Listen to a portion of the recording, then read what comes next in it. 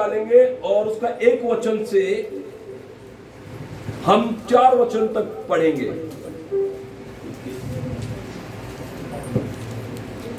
जब वे यरूशलेम के निकट पहुंचे और जैतून पहाड़ पर बैतफगे के पास आए तो यीशु ने 2 चेलों को यह कहकर भेजा, सामने के गांव में जाओ, वहां पहुंचते ही एक गदही बंधी हुई और उसके साथ बच्चा तुम्हें मिलेगा, उन्हें खोलकर मेरे पास ले आओ। यदि तुमसे कोई कुछ कहे तो कहना कि प्रभु को इनका प्रयोजन है, तब वह तुरंत उन्हें भेज देगा। इसलिए हुआ कि जो सब पढ़े 4 वचन एक साथ, यह इसलिए हुआ कि जो वचन भविष्यद्वक्ता के द्वारा कहा गया था प्रेज़ लॉर्ड। क्या लिखा है? यह इसलिए हुआ कि जो भविष्यद्वक्ता के द्वारा कहा गया था वह पूरा हो। 5 में लिखा है, सिय्योन की बेटी से कहो, देख तेरा राजा तेरे पास आता है, वह नम्र और गधे पर बैठा है, वरन राजू पर बैठा है। आमीन, हालेलुया। तो हम सबको पता है कि जब यीशु मसीह यरूशलेम लौटे, जब यीशु मसीह यरूशलेम आए तो यीशु मसीह ने अपने 2 शिष्यों को सामने के गांव में जाने के लिए कहा, गो टू द विलेज, और वहां पर जाकर तुम एक गदही को बंधे हुए और उसके साथ एक बच्चे को बंधे हुआ देखो। यीशु मसीह ने कहा, तुम उन्हें खोल कर मेरे पास ले आओ। यदि कोई तुमसे सवाल पूछे, यदि तुमसे कोई उसको खोलने से रोके, तो तुम कहना प्रभु को इसका प्रयोजन है। मुझे ये बात जब मैंने बाइबल पढ़ी, एकदम से ये बात मुझे मूसा के समय में याद आई। जब प्रभु ने मूसा को चुना, सुन रहे मेरी बात, और मूसा को कहा कि मैं तुझे मिस्र में फिरौन के सामने भेजता हूं, तू मिस्र जा और मेरे लोगों को वहां से रिहा करके लेकर आ, आजाद करके लेकर आ, क्योंकि मैंने उनकी दर्दनाक पीड़ाएं को सुना है, मैंने उनके दर्दों को देखा है, मैंने उनकी पीड़ाओं को देखा है। मूसा कहने लगा, मैं मिस्र में जाकर क्या कहूं, किसने मुझे भेजा? तो प्रभु ने क्या कहा था, मिस्र में राजा फिरौन से कहना, जिसका नाम मैं जो हूं सो हूं, उसने मुझे भेजा। आप समझ रहे हैं? जब भी प्रभु हमें किसी कार्य के लिए बोलता है, जब भी प्रभु हमें किसी कार्य को करने के लिए भेजता है, तो वो अपने नाम के साथ हमें भेजता है। आमीन, हालेलुया। आप में वो ताकत नहीं है, मुझ में वो ताकत नहीं है, लेकिन जो हमें भेजने वाला है उसके नाम में वो ताकत है। इसलिए यीशु ने उनसे क्या कहा कि तुम गांव में जो गदही बंधे हुए और उसके साथ बच्चा बंधा हुआ देखो, और तुम उसे लाने लगो, तो तुमसे कोई सवाल पूछे या तुम्हें कोई रोके, तो तुम उनसे कह देना कि प्रभु को इसका प्रयोजन है। There is power in the name of the Lord. उस खुदावंद के नाम में, यीशु के नाम में वो ताकत है जो हमें रिहा कर देती है। और बाइबल बताती है, चेले जाकर 6 वचन में क्या लिखा है? हाँ, चेलों ने जाकर जैसा यीशु ने उनसे कहा था वैसा ही किया, और गदही और बच्चे को लाकर और उन पर अपने कपड़े डाले और उन पर बैठ गया। और तब बहुत से लोगों ने अपने कपड़े मार्ग में बिछाए, और अन्य लोगों ने पेड़ों से, खजूर के पेड़ों से डालियां काट कर मार्ग में बिछाई।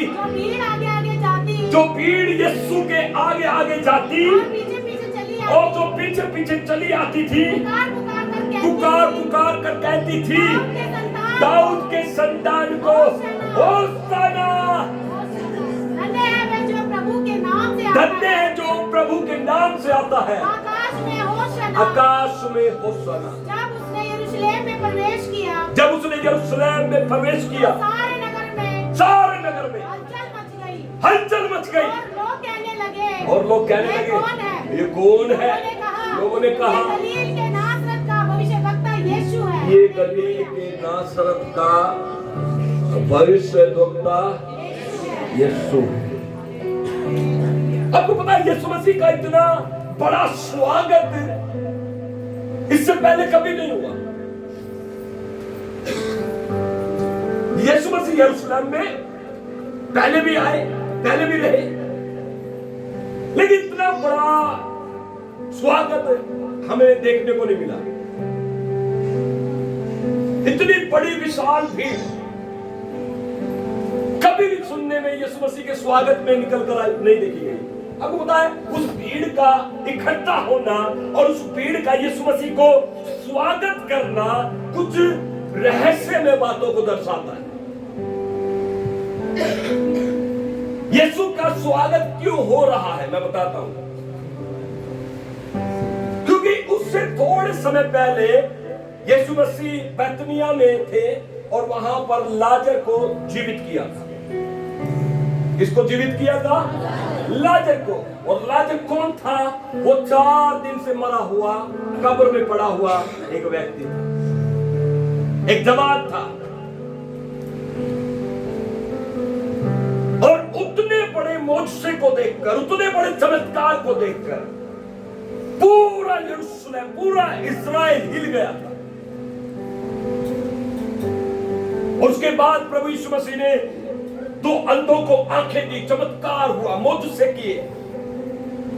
और यीशु की चर्चा फैलती चली गई। यीशु की चर्चा आसपास में सारी जगह में, पूरे इस्राएल में फैल गई। और जब यीशु मसीह आ रहे थे लौटकर यरूशलेम, तो जो यहूदी लोग वहां पर पर्व मनाने आए हुए थे, बाइबल के विद्वान लोग कहते हैं कि उस पर्व में कम से कम 10 लाख यहूदी लोग दुनिया भर से आए हुए थे। सबने मौजूद के बारे में सुना हुआ था। सबने सुना हुआ था कि यीशु वो है जिसने 4 दिन के मुर्दा लाजर को जीवित किया। यीशु वो है जिसने अंधों की आंखें खोल दी। तो यहूदी लोग जो पर्व में आए थे, उन्होंने सुना कि यीशु यरूशलेम लौट रहा है और यीशु के रास्ते में, मार्ग में उन्होंने अपने कपड़े बिछा दिए। उसके मार्ग में अपने कपड़े बिछा दिए और अन्य लोगों ने खजूर की डालियों को काटकर उसके मार्ग में बिछाया, हाथों में लेकर कहा होशाना होशाना। इसका मतलब होता है हे राजा हमें बचा, होशाना। आपको पता है यीशु के स्वागत को उन्होंने एक पॉलिटिकली इस्राएलियों ने, यहूदियों ने जोड़ दिया था। पॉलिटिकली उसको स्वागत कर रहे थे, राजनीतिक तर्क पर उसका स्वागत कर रहे थे कि अब यीशु मसीह से बड़ा राजा या महाराज हमें मिल नहीं सकता। अब यीशु को क्या बनाएंगे? हम अपना राजा बनाएंगे पॉलिटिकली। क्योंकि उस समय इस्राएल जो देश था वो बड़ी दुर्दशा में था, रोमीन्स एम्पायर के नीचे था, गुलामी में था। तो उन्होंने देखा यीशु से अच्छा बुद्धिमान कोई नहीं, यीशु से अच्छा ताकतवर कोई नहीं, मुझ से भी होते हैं। और में तो एक ऐसा राजा मिल गया जो बुद्धिमान भी है, जोर भी है, और जिसके हाथ से मोज से या मतलब चमत्कार भी होते हैं, तो मुर्दों को भी जिंदा करता है। तो इससे बढ़िया राजा, इससे बढ़िया तख्त पर, इस सिंहासन पर बैठने वाला व्यक्ति हमें कोई मिल नहीं सकता। इसलिए उस भीड़ ने यीशु मसीह का बहुत बड़ा स्वागत किया। और बाइबल बताती है सारे गलील में हलचल मच रही। इतना शोर था, इतने ज्यादा यीशु का लोगों ने स्वागत किया। लोगों ने पूछा ये कौन है? Who is this? वे लोग कहने लगे ये नासरत का क्या है? भविष्यवक्ता। उनको नहीं पहचाना कि ये कौन है। उसको एक प्रोफेट करके बोलने लगे, ही इज द प्रोफेट। वो नासरत का भविष्यवक्ता है, ऐसा नहीं है। इज नॉट अ प्रॉफिट, वो भविष्यवक्ता नहीं है। ही इज द मसाया, वो मसीहा है जो जगत के लिए इसलिए आया ताकि उनके पापों को हर ले। मेरे प्रियो, आज हम यीशु के स्वागत पे खड़े हुए लोग। मैं तो आपसे एक सवाल पूछना चाहता हूं कि आप जब अपने हाथों में खजूर की डालियों को लेकर जब आप होशाना बोलते हैं तो आप उसको कौन से दर्जे का राजा मानकर स्वागत करते हैं?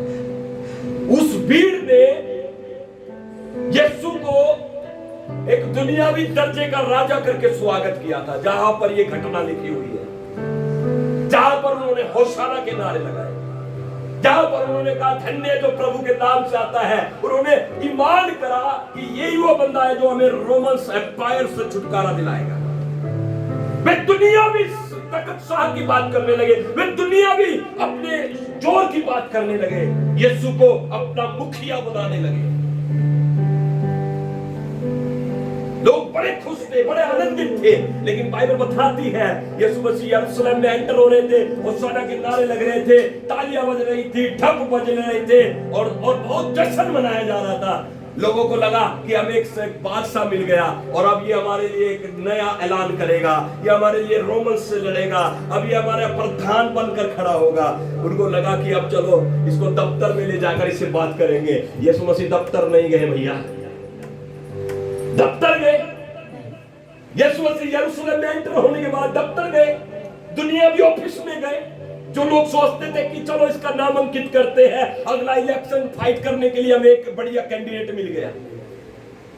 लोगों के विचारों में ये था, लोगों के दिल में दिमाग में ये था कि अब हमें कोई हरा नहीं सकता है, इसके पास दुनियावी ताकत भी है और आत्मिक ताकत भी है ना। लेकिन यीशु मसीह कहां पर गए? बाइबल बताती है यीशु मसीह यरूशलेम में एंटर होते ही कहां पर गए? आराधनालय में गए। कहां पर गए? कहां पर गए? उसमें नहीं गए जो लोग कहते थे चलो उधर चलो, चलो रोमन एम्पायर के सामने पूरी भीड़ लेकर हम नारे लगाते हैं। यीशु मसीह वहां नहीं गए। यीशु मसीह कहां गए? यीशु मसीह कहां गए? और क्या किया आराधनालय में जाकर? यीशु मसीह ने क्या किया आराधनालय में जाकर? यीशु मसीह ने क्या किया आराधनालय में? बोलो, आगे आगे आगे आप बोलो। हैं? आराधनालय में क्या किया यीशु मसीह ने? चौकियां उलटी जो वहां पे थी। 12 वचन पढ़ के देखो। यीशु ने परमेश्वर के मंदिर में जाकर सबको जो मंदिर में लेन देन कर रहे थे निकाल दिया और सराफों के पीढ़े और कबूतर बेचने वालों की चौकियां उलट दी और उनसे कहा लिखा है मेरा घर प्रार्थना का घर कहलाएगा। आगे परंतु तुमने उसे डाकुओं की खो बना दिया।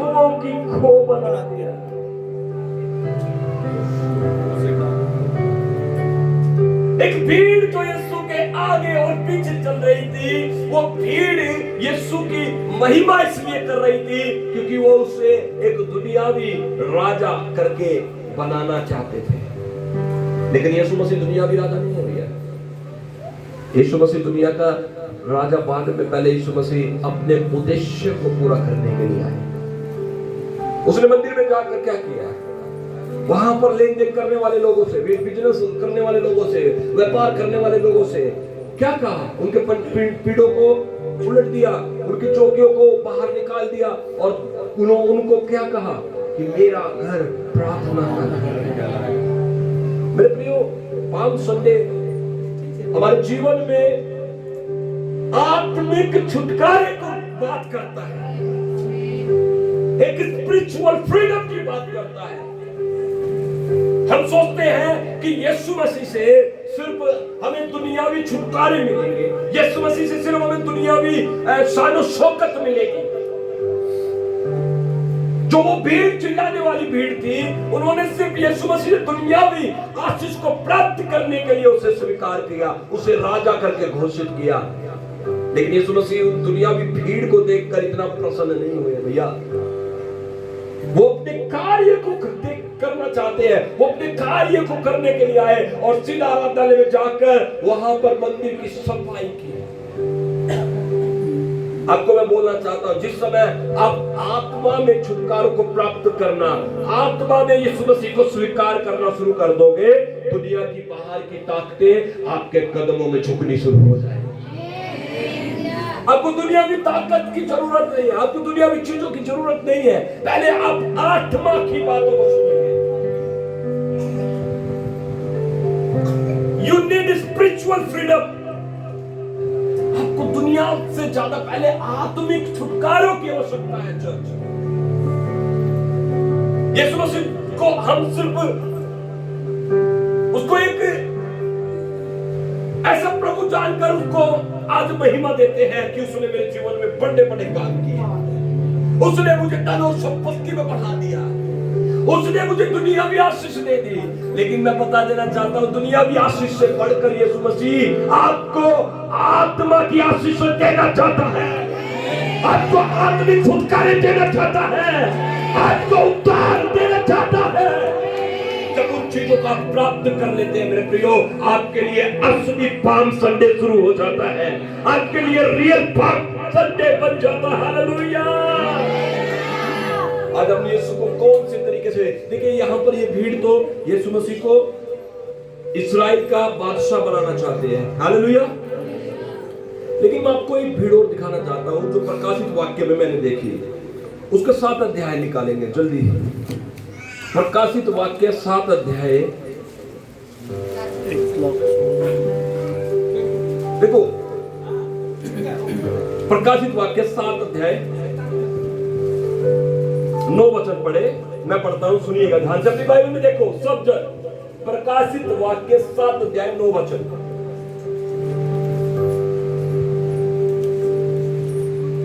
खड़ी हो किसी का पढ़, अब बैठ के पढ़। इसके बाद मैंने दृष्टि की और देखो हर एक जाति और कुल और तेरे और लोग और भाषा में से एक ऐसी बड़ी भीड़ जिसे कोई गिन नहीं सकता था, श्वेत वस्त्र पहने और अपने हाथों में खजूर के डालियां लिए हुए सिंहासन के सामने और मेमने के सामने खड़ी है, और बड़े शब्द से मेमने के सामने खड़ी है और बड़े शब्द से पुकार कर कहती है, उद्धार के लिए हमारे परमेश्वर का जो सिंहासन पर बैठा है और मेमने का जय जयकार हो। और सारे स्वर्गदूत और सिंहासन और प्राचीनों और चारों प्राणियों के चारों ओर खड़े हैं। फिर वे सिंहासन के सामने मुंह के बल गिर पड़े और परमेश्वर को दंडवत करके कहा, आमीन। हमारे परमेश्वर की स्तुति और महिमा और ज्ञान और धन्यवाद और आदर का सामर्थ और शक्ति युगानुयुग बनी रहे, आमीन। देखिए एक भीड़ हमें मत्ती में दिखती है 21 अध्याय में, हाथ में खजूर की डालियां लेकर खड़ी है, अपने वस्त्र निकाल कर यीशु के सामने उसके सजदे में रख दिए और उसे सिर्फ दुनियावी आशीष को, दुनियावी छुटकारे को उससे मांग रही है, दुनियावी। लेकिन यूहन्ना ने एक दर्शन देखा और दर्शन में उसने एक और भीड़ देखी, एक और भीड़ देखी जो सिंहासन के सामने खड़ी है। Oh my God, hallelujah. कहां पर खड़ी है? सिंहासन के सामने खड़ी है और लिखा है कि देखो हर एक जाति, कुल के लोग और भाषा में से ऐसी बड़ी भीड़ जिसको कोई गिन नहीं सकता था, श्वेत वस्त्र पहने और अपने हाथ में खजूर की डालियां लिए हुए सिंहासन के सामने और मेमने के सामने खड़ी है। अब देखो दो तरफ, एक तरफ यूहन्ना का दर्शन देखो, यूहन्ना देखता है स्वर्ग में परमेश्वर के सामने एक इतनी बड़ी भीड़ खड़ी है जिसे कोई गिन नहीं सकता। उनके हाथ में क्या है? खजूर की। और क्या कर रही है वो डाली हिलाते हुए, क्या कह रहे हैं? युगानुयुग परमेश्वर की महिमा, शांति, शक्ति युगानुयुग बनी रहे।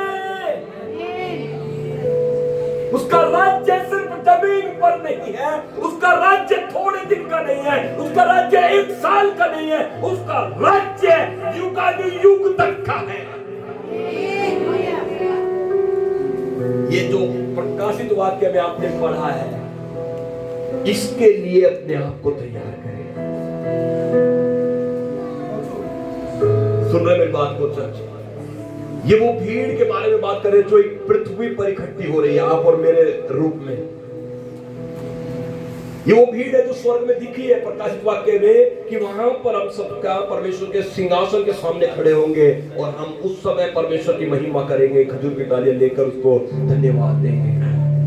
उस भीड़ में शामिल होना है चर्च। ये वाली भीड़ जो दुनियावी ताकत, दुनियावी चीजें, दुनियावी बादशाह यीशु को देखकर उसको स्वीकार करते हैं, उस भीड़ को आज अपने जीवन में से छोड़ दीजिए। प्रकाशित वाक्य में बड़ी सुंदर रीति से लिखा हुआ मेरे प्रियो, और बड़े शब्द से पुकार कर कहती है उद्धार के लिए हमारे परमेश्वर की जो सिंहासन पर बैठा मेमने का जय जयकार। यूहन्ना ने जब यीशु मसीह को अपने पास आते देखा तो उसने कहा ये जगत का, ये परमेश्वर का मेमना है जो जगत के पाप हर लेता है। ये परमेश्वर का मेमना है। और प्रकाशित वाक्य में लिखा है कि उसी मेमने का जो सिंहासन पर बैठा है और मेमने का जय जयकार, जय जयकार। आज मैं नहीं जानता आप कौन सी भीड़ में खड़े होकर यीशु मसीह को आज होशाना कह रहे हैं। आज खजूर की डालियां दिखाकर कौन से भीड़ में आप खड़े होकर उसे आज अपना राजा, अपना प्रभु उसे स्वीकार कर रहे हैं। यीशु मसीह दुनियावी फ्रीडम नहीं, लेकिन वो आत्मा की फ्रीडम लेकर हमारे जीवन में आए। यदि आप किसी बंधन में आज पड़े हुए हैं तो आज पाम संडे के दिन परमेश्वर आपको छुटकारा देना चाहता है। यदि कोई भी श्राप आपके ऊपर लगे हुए हैं, आज पाम संडे के दिन प्रभु आज श्रापों को तोड़ने के लिए आ रहा है। मेरे प्रियो, मैं चाहता हूं आज यीशु को अपना जीवन का मुक्तिदाता और उद्धारकर्ता के रूप में आज उसे स्वीकार करें। अपनी आंखें बंद करें, अपने हाथों को ऊंचा उठाए और प्रभु से बातें करें। Talk to him, talk to him, talk to him. प्रभु से कहे, प्रभु मैं वो भीड़ बनना चाहता हूँ जो सिंहासन के सामने खड़ी हो, श्वेत वस्त्र पहनकर, हाथ में खजूर की डालियां लेकर होशाना के नारे, होशाना हो, होशाना, परमेश्वर की बड़ाई करते हो। परमेश्वर वो भीड़ बनने के लिए मुझे तैयार कर। प्रभु तेरे राज्य में जाने के लिए मुझे तैयार कर। ओ मेरे प्रभु, मैं प्रार्थना करता हूँ यीशु के नाम में, आज जो भी हमारे जीवन में बंधन है आज वो टूट जाए यीशु के नाम में। हर एक वो बंधन जो मुझे दुआ और प्रार्थना से रोकता है टूटे यीशु मसीह के नाम में। हर एक वो श्राप जो मुझे दुनियावी बनाता है आज वो टूटे यीशु मसीह के नाम में। अपने ऊपर जोर से कहे फायर। अपने लिए प्रार्थना करें, ये समय का इस्तेमाल करें। Talk to you, talk to him, talk to him. मुझसे बातें करें, वो हमारे बीच में मौजूद है। अपने ऊपर से हर बंधन को, हर श्राप को तोड़े। आज वो मुक्तिदाता, आज वो यीशु मसीह आपके अंदर आ रहा है।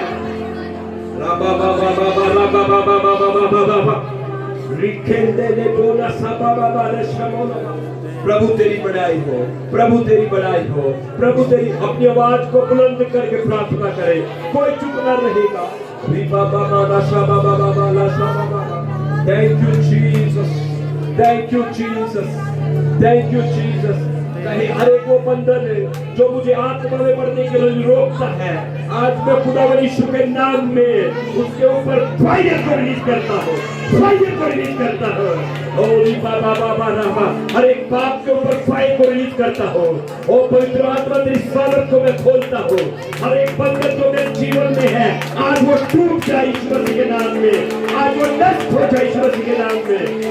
बाबा बाबा बाबा बोले पाप का बंधन, गरीबी का बंधन, श्राप का बंधन आज टूटे टूटे टूटे।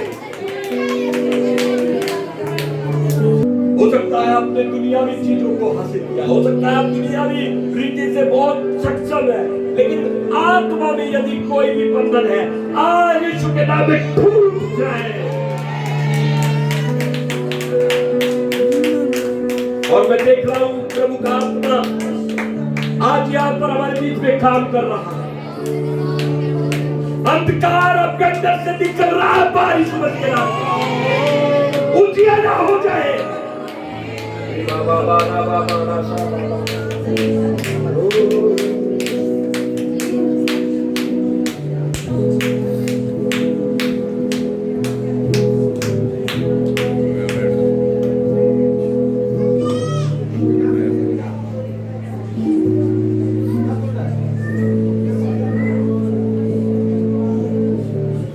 बोले हर एक निराशा को मैं बाहर निकालता हूँ, असफलताओं को बाहर निकालता हूँ, कमजोरियों को बाहर निकालता हूँ।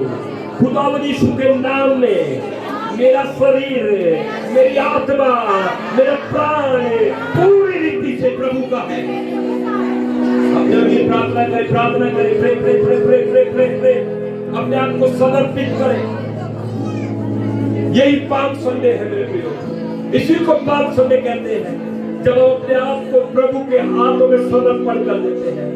और वो राजा, वो एक ऐसा राजा है जो आत्मा के अंदर आपके जीवन में काम करता है, आपकी बीमारियों को बाहर निकालता है, आपकी कमजोरियों को बाहर निकालता है।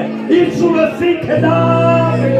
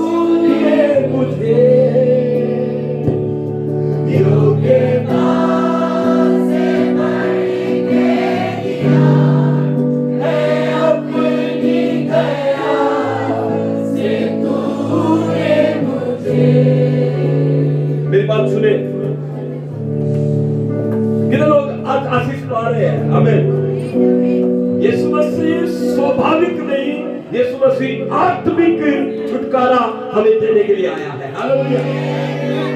देखो one thing थोड़ा ध्यान दीजिए। जब भीड़ देख रही थी यीशु मसीह कहां पर चला गया, कहां पर चला गया यीशु, तो लोग यीशु को अपना दुनियावी तख्त देना चाहते थे, दुनियावी राजा बनाना चाहते थे, तो वो भीड़ यीशु को छोड़कर चली गई। सुन रहे? और आपस में कहने लगी कि भाई हमने तो सोचा था यीशु मसीह ये हमारे लिए रोमन से लड़ेगा, ये हमारे लिए कुछ अलग करेगा, लेकिन ये तो कहां चला गया, कहां चला गया। और आराधनालय में जाकर मंदिर की सफाई की, और उसके बाद क्या किया, देखो उसके बाद क्या लिखा है। आखिरी बात पढ़ के समाप्त करेंगे, क्योंकि उसके बाद फिर अगला दिन शुरू हो जाता है। उसी दिन के ऊपर फोकस कर रहे हैं हम, पाम संडे के बारे में। 21वां अध्याय है ना मत्ती 21 में। हाँ जी, क्या लिखा कपिल, मत्ती 21 में। उसके बाद क्या लिखा है, यीशु मसीह यरूशलेम आए। नंबर ध्यान दीजिए, यीशु मसीह यरूशलेम आए। जब वे यरूशलेम के निकट पहुंचे,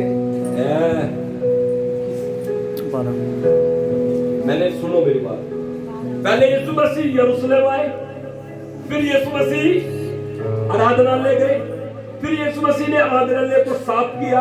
उसके बाद आखिरी बात क्या लिखी है, ये उसी दिन की घटना है जो आज हम पाम संडे मना रहे हैं।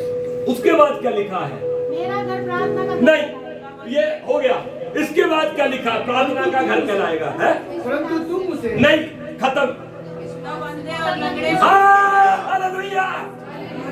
14 वचन में क्या लिखा है, तब बंदे और लंगड़े तब अंधे और लंगड़े मंदिर में उसके मंदिर में उसके पास आए, और उसने उन पर हाथ रखे और उन्हें चंगा किया। आप चंगे हो जाओ यीशु के नाम में, आप बचाव हो जाओ यीशु के नाम में, छुटकारा प्राप्त करो यीशु के नाम में। हालेलुया करें। पाम संडे, अब बोले अपने बाजू वाले से हैप्पी पाम संडे।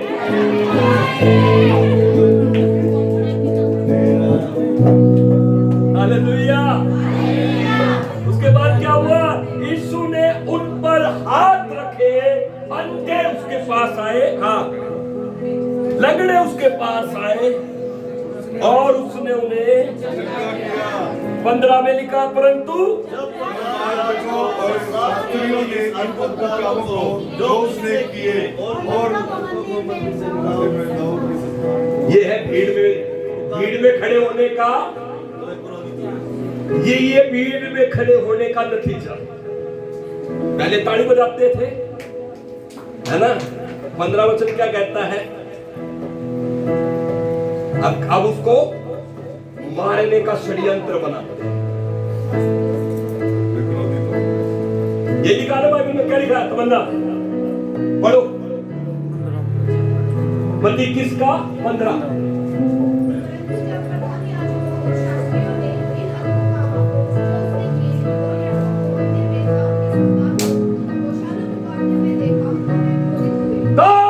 सारा यरूशलेम, सारा इस्राएल इसके विरोध में हो गया, तो वे क्रोधित हो गए। पहले क्रोध नहीं था, अगर उनकी दुनियावी तख्त पर बैठता तो प्रभु क्रोधित नहीं होते उससे, है ना।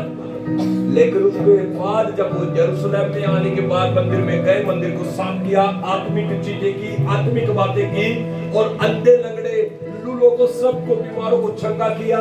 उसके बाद 15 वचन कहता है, तब सारे प्रधान याजक और सारे शास्त्री सब, उन्होंने देखा कि ये बंदा जो है हमारी हुकूमत को खराब कर देगा, ये बंदा जो है हमारे हाथ से बंदों को निकाल कर ले जाएगा, ये बंदा जो है हमारे कामों को ठप कर देगा। और इन बातों को देखकर वे उससे क्रोधित हुए। शैतान को अच्छा नहीं लगता जब शैतान का जुआ किस व्यक्ति पर से टूट जाता है, और आज शैतान के जुए आपके ऊपर से टूट चुके सुबेदार में। और उसके बाद में लिखा है 16 वचन, और उससे कहने लगे, क्या तू सुनता है कि ये भीड़ चिल्ला चिल्ला कर क्या कहती है। यीशु ने उनसे कहा, ए शास्त्री महायाजकों सुनो, क्या तुमने ये नहीं पढ़ा कि परमेश्वर बालकों और टूटती से मुंह से अपार स्तुति करा सकता है। उसके बाद लिखा है 17 वचन, छोड़कर नगर के बाहर बैतनिया को गया और वहां रात बिताई। Sunday, happy palm Sunday. कितने लोग समझ रहे हैं आज की वचन को? यीशु मसीह सच में इस जगत का उद्धार करता है। इस जगत में प्रभु अपने राज्य को स्थापित करने के लिए आए और शैतान के राज्य को समाप्त करने के लिए। आज अपने जीवन को समर्पित करें उस प्रभु के आगे। सिर्फ यीशु मसीह को दुनियावी बरकतों का जरिया ना बनाए।